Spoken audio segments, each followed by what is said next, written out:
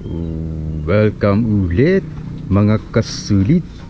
So nandito na naman tayo para sa ating update nitong ating e-bike repair and restoration dito sa ating sulit o hindi sulit channel. So last video natin ay nilagay natin yung tawag nito, yung mga controller. So nandito na.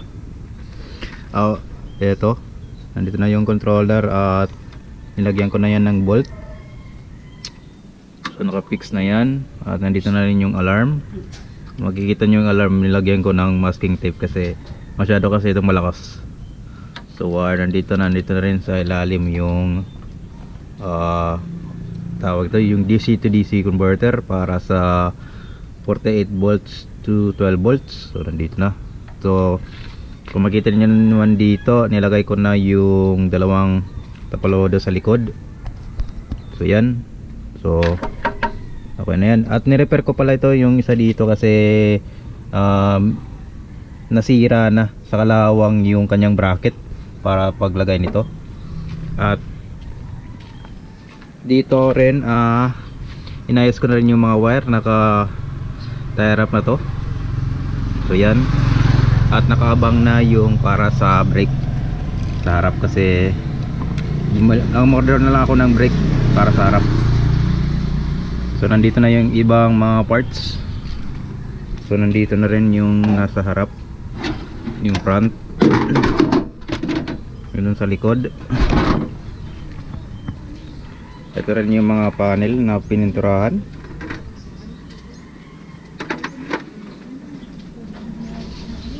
Ito na rin. At nilagay ko na rin yung mga tawag ito, signal light, yung mga ilaw. Pero ganun pa rin ito, yung mga ilaw dito parang pagi pa rin siya. Di ko muna ito i-repair kasi check ko muna kung talagang okay. Gawa na lang tayo ng video nito para makita niyo rin kung paano ito ayusin. Kasi simple fix lamang lang to. So nandun yung side. Yan. At pala sa mga screw pala nito, nandito lang yan, nakakabit lang yung mga screw nito. Yan, ito, yan o, screw nakakabit lang para hindi mawala. Kasi kung mag-disassemble kayo, balik nyo lang yung screw dun para hindi kayo mawala o hindi wala yung mga screw. So ngayon, tayo nating ibalik. So ito na. Almost madali na lang ito ibalik kasi meron akong napansin kasi parang one piece lang siya na ilalagay dun. So yung una natin gagawin yung harapan. So itong front, nakakabit na nga yung tawag nito, yung protector sa ilalim. So yan, nandito na siya. Pero okay lang, matatanggalan yan. Then yung mga wires, cable, ready na yan para sa pagkabit natin ng cover. At okay, so umpisan natin. Unahin natin yung harap kasi madali na lang yung sa likod papunta dito kasi yung priority first yung harap. So, ay papakita ko naman sa inyo kung paano natin ilagay yun. So okay, lagay natin yung video at focus natin dito.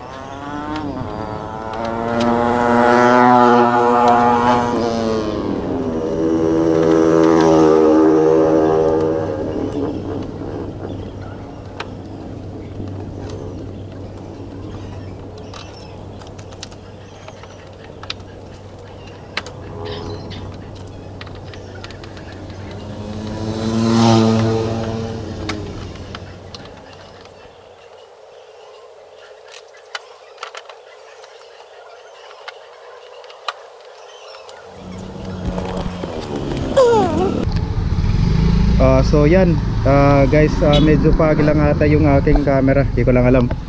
Pagtingin ko sa camera merong pag na eh. So yan nga yung front. Yung gagawin ko naman ay ito lang yung gagawin ko. Assembling to, ididikit ko lahat ng panel sa likod hanggang dito sa may press foot. Yan. So ikakabit ko yung likod, ito yung likod, yung side panel, at itong para sa gitna malapit sa tawag nito sa press foot. So pause ko muna yung video kasi medyo pagay kasi yung camera, so lilinisin ko muna. So pause ko lang at umpisan natin ulit dito.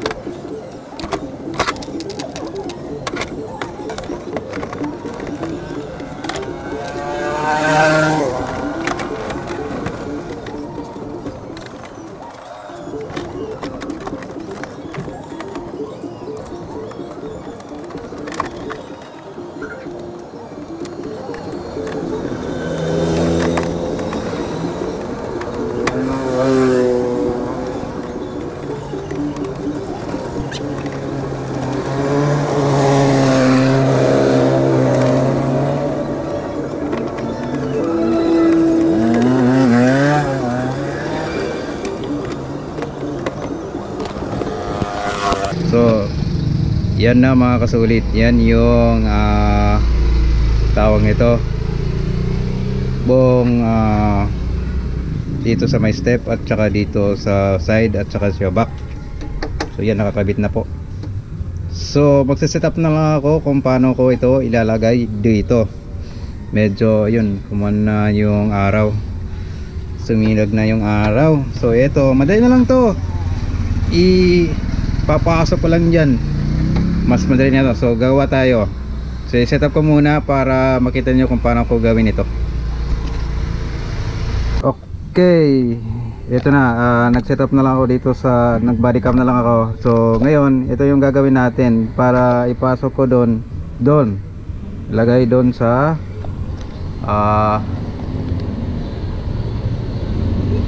trike. So ngayon, ganito lang yan. So buo na siya, no? So, makita nyo, buo na. Yan, buo hanggang dito sa may tapakan. Yan, makita nyo. So ang gagawin ko lang yan, ganito lang. Yan. So kung makikita nyo dito, dito mayroong mga butas. Hindi ko lang makita nyo. Yan, mayroon dyan mga butas para dito sa ayun ba? Ito. Meron dito mga gap. Kaya yan, oh. Para ipasok doon. So madali lang. Bilang lang yung paggawin ko. Ganito lang. Pasok lang. Ganyan. Tapos dahan-dahan ipasok doon sa may mga butas. So wala naman ako kung helper, gamitin ko na lang yung pako para may pasok.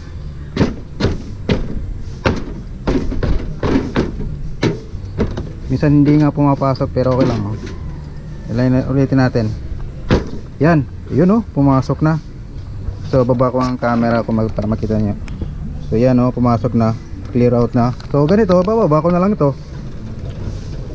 Yan, baba na lang. At meron naman ditong tatlong screw hole para sa mount ng parang basket dito sa likod, at saka meron pang isa dito. So yan, kakabit ko na lang baba. Yan, pasok na siya. Yan, oh. Yan din dito. So ganun lang. So buo, makikita nyo. Ayan na po. So another screw na lang to dito sa baba. Dito, marami yun dito. So screw na lang natin at diretso na tayo pagkabit ng side panel dito at paglagay ng U-box. So position natin yung camera ulit. So okay, pagpatuloy natin ilagay yung mga ibang yung side panel at saka yung U-box. So at screw na natin yung ibang wala pang hindi pa na-i-screw. So okay, patuloy natin.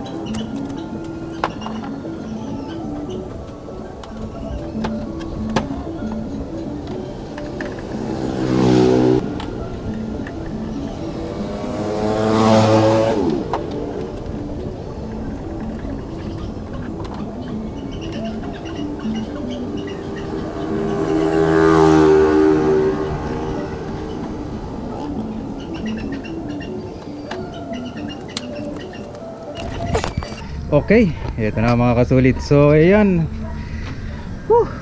yan na ho yung ating e-bike na binalik na natin yung mga cover nya, plastic cover.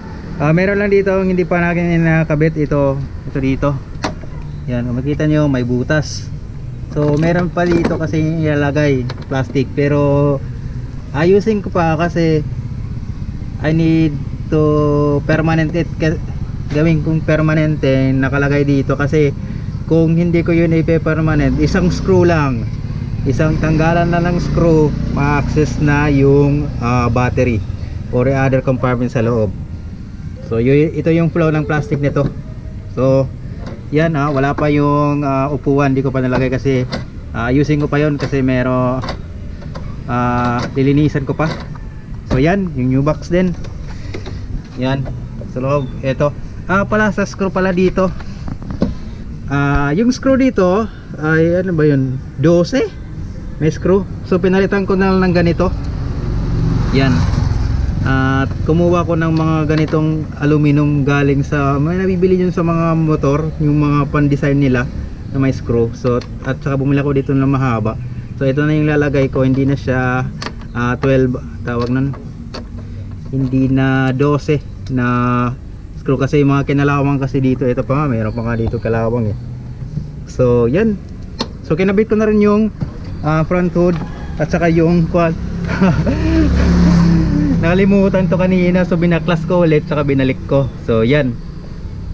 So eto na. So I think yung pinakahuli nating video, yung kabit ko na lang yung ibang mga accessories dito at saka hintayin ko pag dumating yung isang brake caliper.